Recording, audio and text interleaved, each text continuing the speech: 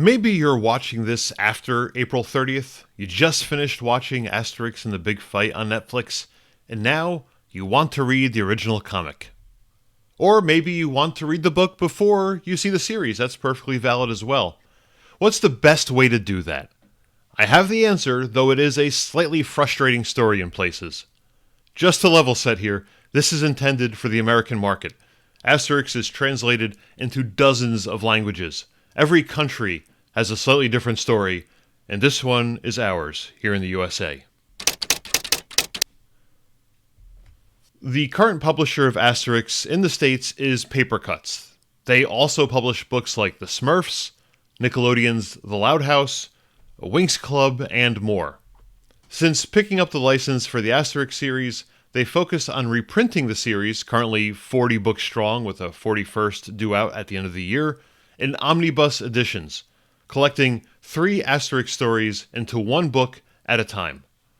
Asterix and the Big Fight is the 7th book in the series, so you can find it as the lead-off story inside the 3rd omnibus in the series.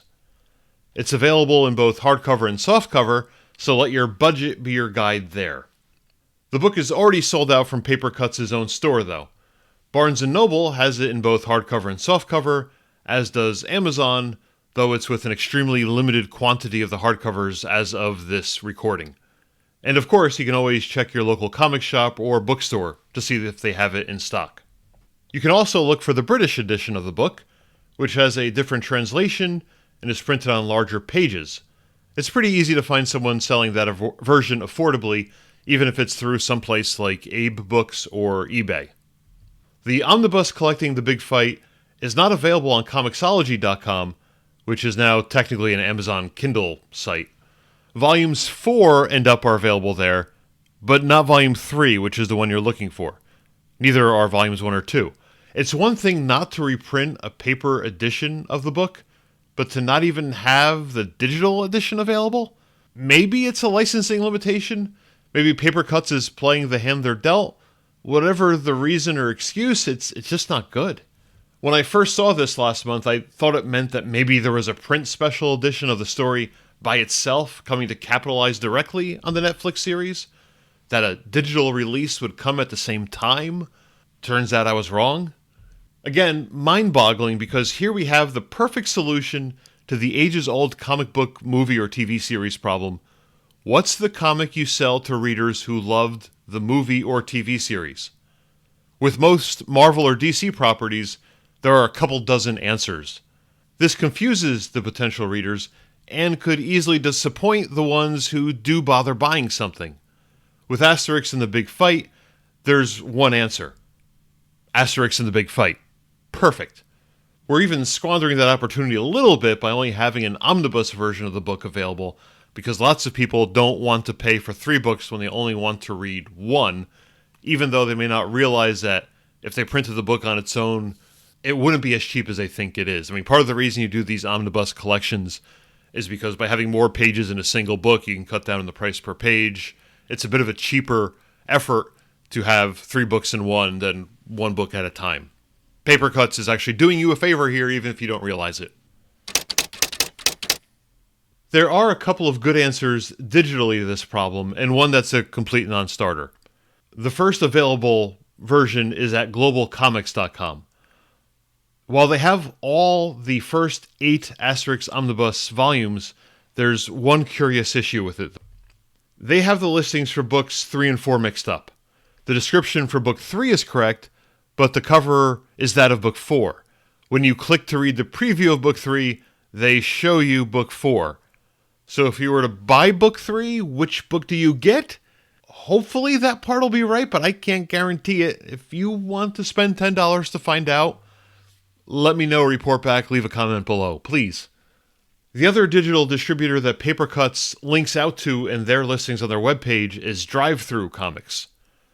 The first problem is their site didn't load at all on a Safari web browser for me.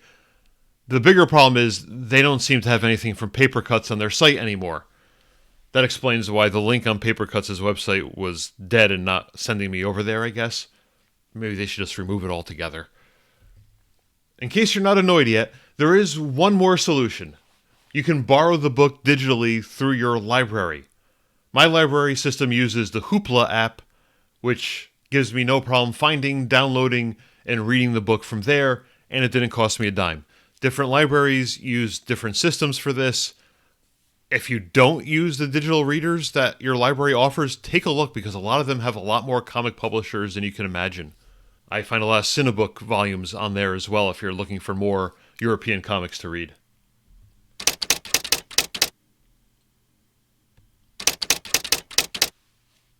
Other areas, including an English language edition in Great Britain, have been getting special editions of this book as a solo volume, complete with the Netflix logo prominently on the front cover.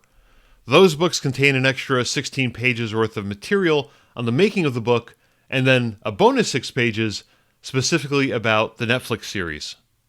Lucky French readers even have a super deluxe edition, which prints the book with its original black and white line work in addition to the full color version, plus it has those extra 22 pages as well.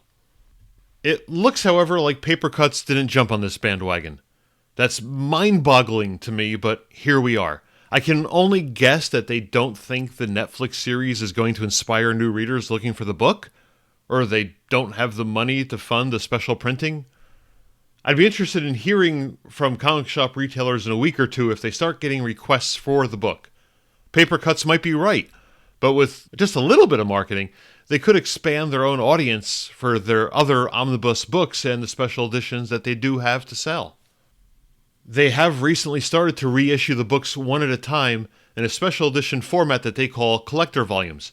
These are the same collector volume special editions that they have in France. There are a few books further down the road right now. We're getting them in English slowly but surely. Very happy to have that.